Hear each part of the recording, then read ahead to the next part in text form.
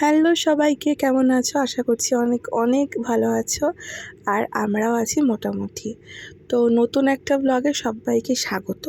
তো মোটামুটি আছি কেন বললাম তোমাদেরকে, কারণ আমার শরীরটা প্রচণ্ড খারাপ ছিল, এখন একটু বেটার ফিল করছি। আর এখন হয়েছে হিয়ার প্রচণ্ড জ্বর, সর্দি, কাশি। তো তার জন্য চলে এসেছি আমরা ডক্টরের কাছে।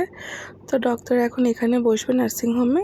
তো সকাল সকাল নাম লিখিয়ে তো হিয়াকে নিয়ে চলে এসেছি। আর আমার এত শরীর খারাপ, জেনে মায়েরও শরীরটা ভালো না, সুগারটা বেড়েছে। তবুও আমার আর হিয়ার শরীর খারাপ দুজনে একসাথে শুনে তো মা ছুটতে ছুটতে চলে এসেছে। তো মা আসতে আমার ভীষণ উপকার হয়, কেননা হিয়াকে পেলে মা সব কিছু ভুলে যায়, ওর শরীর খারাপ কিছু মনে থাকে না। আর আমার হিয়া মাকে পেলে সব কিছু ভুলে যায়, মাকে ছাড়া কাউকে চিনবে না। তো এখানে আমার কার্ডটা হয়ে গেছে নেওয়া। তারপর হিয়াকে ডাক্তার দেখিয়ে নিয়েছি। তো সব কিছু ওষুধপত্র নেওয়া হয়ে গেছে।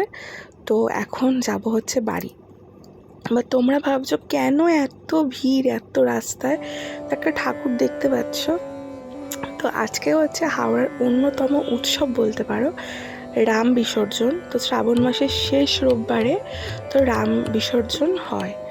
তো আবারও একটা বছরের অপেক্ষা, রাম কবে আসবে। রামের পুজো হবে, রাম সীতার সঙ্গে শমীচণ্ডী মায়েরও পুজো হয়। তো আজকের দিনে শমীচণ্ডী মা রাম বিসর্জন একসাথেই হয়। তো দেখো, তো আজকে এত একটা সবার এটা একটা অন্য ধরনের উৎসব যাকে বলা হয়, বাদবাকি উৎসবের মতোই কিন্তু একটু অন্য ধরনের। তো যতদিন বিয়ে করে এসেছি একটা এক্সট্রা উৎসব, বাঙালির তো এমনিতেই 12 মাসে 13 পার্বণ, তারপরেও একটা যেন অন্য উৎসব এক্সট্রা অ্যাড হয়েছে। তো এখানে এত সুন্দর বেরিয়েছিল পজিশন, আর এত ভালো লাগছিল। তো ডান্ডিয়া, নাচ, ঢাক, তারপর নানান রকম সাজ, শিব দুর্গা সাজা, রাম সীতা, এইসব সব কিছুই। তারপর চন্দননগরের লাইটিং তো ছিলই, তো আরও আদার্স অনেক কিছু ছিল। তো সবটাই তোমাদেরকে যখন সকালবেলা যাচ্ছিলাম দেখছিলে প্রস্তুতি পর্ব চলছে। তো এইটা হচ্ছে রাতের দৃশ্য। তো বিকেল থেকে ঠাকুর যায় গঙ্গার দিকে। তো তার আগেই সারা রাস্তা রামতলা থেকে আপ টু গঙ্গা অবধি এরকমই সব যাত্রা হয়। তো সেইগুলো ঝলক তোমাদেরকে দেখাচ্ছি। তো এতদিন তোমাদেরকে দেখানো হয়নি, সেরকমভাবে আমি ব্লগ করিনি, সেজন্য দেখানো হয়নি। তো তোমরা দেখতে পাচ্ছ কত প্রচুর হাজার হাজার লোকের ভিড়, আর হাজার হাজার পুলিশ থাকে। আর তার আগে থেকে প্রস্তুতি চলে, রাস্তা পরিষ্কার, রাস্তা ঠিকঠাক করে রাখা, গাড়ি যেই দিক থেকে ঠাকুর যায় গাড়ি পুরোই অফ রাখে, কেন কোনো তো জ্যাম না হয়। আর এই যে মা চলে যাচ্ছেন, তো এটাই হচ্ছে মা শমীচণ্ডী মা।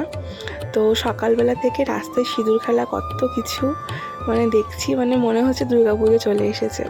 তো যেটা বললাম যে একটা নতুন উৎসব, তো আবারও একটা বছরের প্রতীক্ষা। আর এইদিকে দাঁড়িয়ে থাকতে থাকতে পুরো যে টাইমটা কীভাবে চলে গেল বলার মতো নয়। সত্যি বাঙালির 12 মাসে 13 পার্বণের জন্য এত বাঙালি এত আনন্দ থাকে, খুশিতে থাকে, আর একটার পর একটা উৎসব হতেই থাকে, আর আমরা আনন্দে থেকেই যাই। তো ভীষণ ভালো লাগছিলো দেখতে। আর মনে হচ্ছিল না শেষ যেন হয়, দেখতেই থাকি।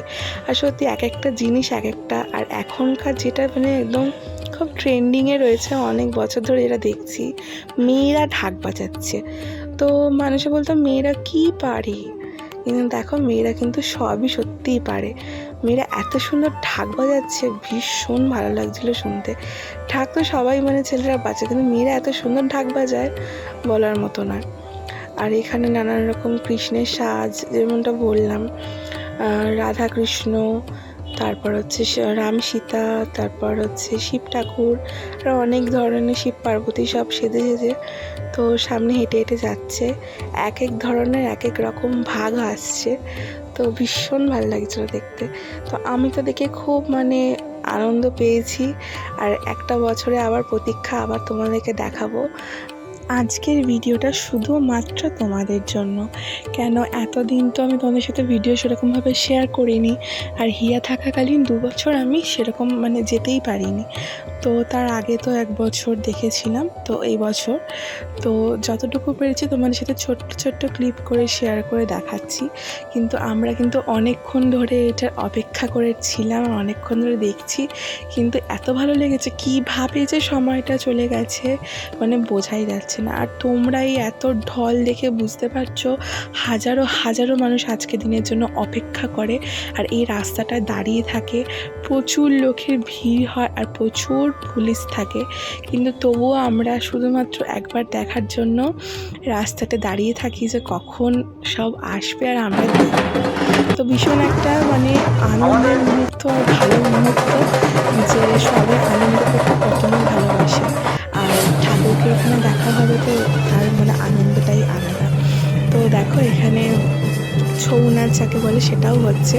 তো আমি সামনাসামনি ফার্স্ট টাইম আমি ছৌ নাচ দেখলাম, তো আমার ভীষণ ভালো লাগছিল। আর এই যেটা সাজানো হয়েছে গাড়িটা, এটা স্পেশালি হচ্ছে রাম, সীতা, হনুমানজির জন্য। তো এখানে যারা রয়েছে তারা এখানে রাম সীতার চরিত্রে, তো তারা এখানে যাচ্ছে গাড়িতে করে। তো ভীষণ দেখতে অনেকই সুন্দর লাগছিল, আর আমি তো দেখছিলামই। তো তোমরা কিন্তু কারা কারা এই ভিডিওটা কোথা থেকে দেখছো অবশ্যই কিন্তু জানাতে ভুলো না, কেন এটা আমারও জানা দরকার তোমরা কোথা থেকে আমার ভিডিও দেখছো। তো আমার পরিবারটা খুবই ছোটো, ছোটো পরিবার, কিন্তু তাহলেও এটা আমার মনে হয় নিজের পরিবার। তো তোমরা কারা কারা দেখছো অবশ্যই কিন্তু কোথা থেকে দেখছো অবশ্যই কমেন্ট বক্সে জানাতে কিন্তু ভুলো না। আর যারা যারা হাওড়ায় রয়েছে অবশ্যই কিন্তু আমি কমেন্ট বক্সে জানিও। আর এই দেখো শেষবারের মতো রাম সীতাকে দেখা, তো ভীষণ ভালো লাগলো। আর চলো আজকের জন্য ভিডিওটা এইটুখানি।